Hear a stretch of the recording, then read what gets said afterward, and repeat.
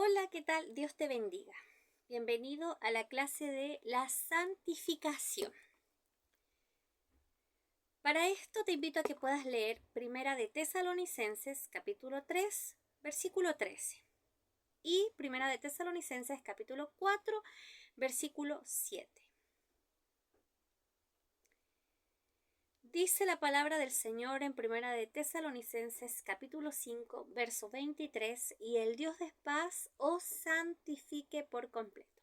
¿Ya? El Dios de paz os santifique. Cuerpo, alma y espíritu deben ser santificados. Aquí la palabra santidad proviene de la misma palabra griega, que es ageo. Y esta palabra ageo significa separados del mundo y consagrados para el servicio de Dios. Eso tiene que ver con la palabra santidad. Entonces, el significado básico para santificación es apartar, apartado, separado para las cosas de Dios. La santificación ocurre en el Nuevo y en el Antiguo Testamento, y por lo menos se menciona unas 1060 veces en la Biblia. Por ejemplo, en Génesis ya se habla de un día apartado y santificado, que fue en Génesis capítulo 2, versículo 3, habla de el séptimo día, fue apartado y santificado. Y también se habla de algo apartado y santificado en Deuteronomio capítulo 5, verso 12.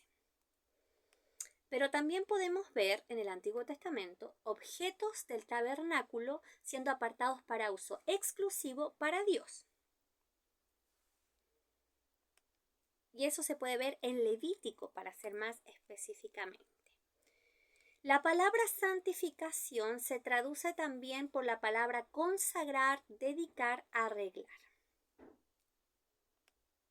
Entonces, ya con lo anterior podemos ver cuál es el propósito de Dios con esta palabra, con la santificación.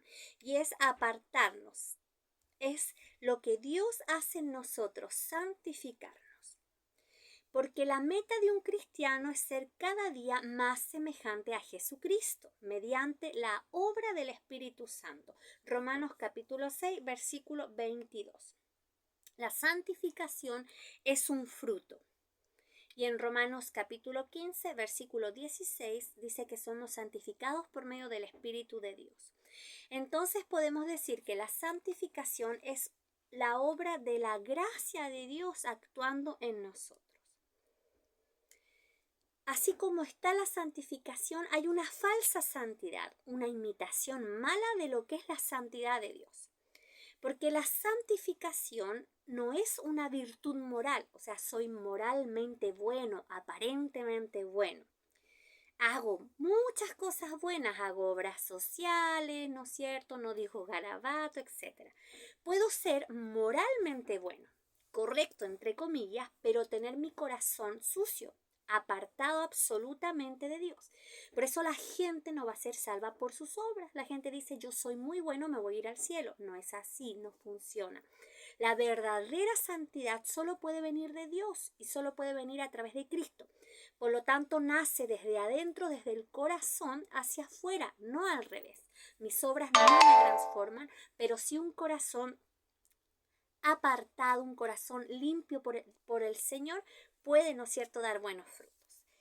Leer Isaías 64, verso 6 y Romanos capítulo 3, versículo 20. En Marcos capítulo 7, versículo 2 al 7, habla Jesús, ¿no es cierto?, muy enfadado acerca de los fariseos. ¿Qué le molestaba a Jesús de los fariseos y religiosos de la época?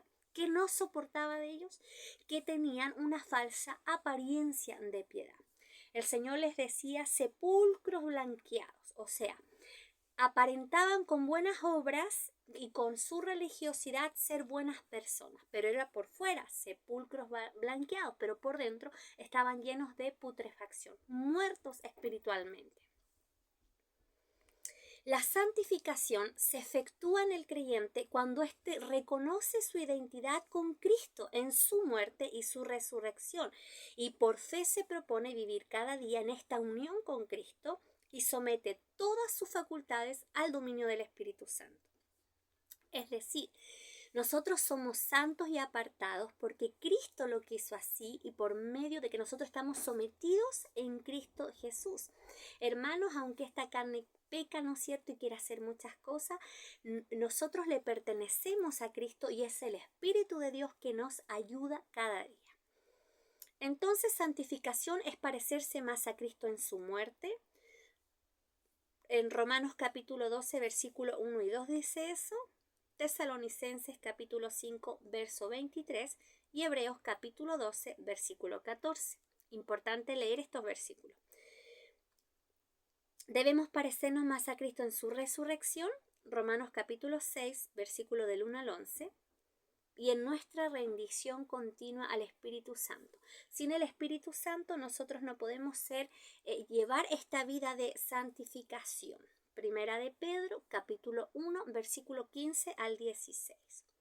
Bíblicamente podemos señalar que la santificación es una obra por medio de Jesucristo, primeramente porque Él nos lava de todo pecado, por el Espíritu Santo que nos ayuda cada día y a través de la Biblia. La Biblia nos limpia, la Biblia nos guía. Yo en la Biblia tengo cómo debo yo actuar, que es lo que mi Padre desea de mí. En Juan capítulo 17, verso 17 dice que la Biblia nos limpia y en Primera de Pedro 2, versículo 22.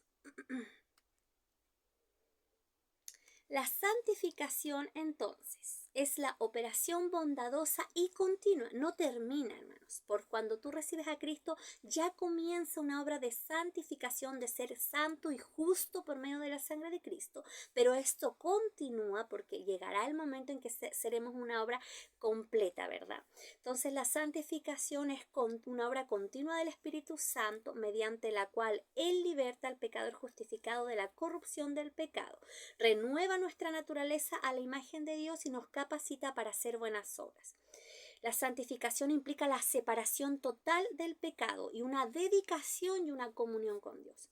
Nosotros no somos presos del pecado, el pecado no nos gobierna, nuestro Dios ya no es Satanás, sino que nosotros ahora somos siervos de Jesucristo. La santificación es instantánea por derecho, ¿ya? Tú aceptas a Cristo, es instantánea y por derecho y fe solo en los méritos de Cristo, ¿ya? Y progresiva también, va siendo progresiva en tu vida de acuerdo al desarrollo de la experiencia del creyente, ¿ya? Sobre todo lo que más cuesta son los viejos hábitos. Hay hábitos arraigados en nuestra vida que pueden tardar más tiempo en ser sometidos, ¿no?, al Espíritu Santo.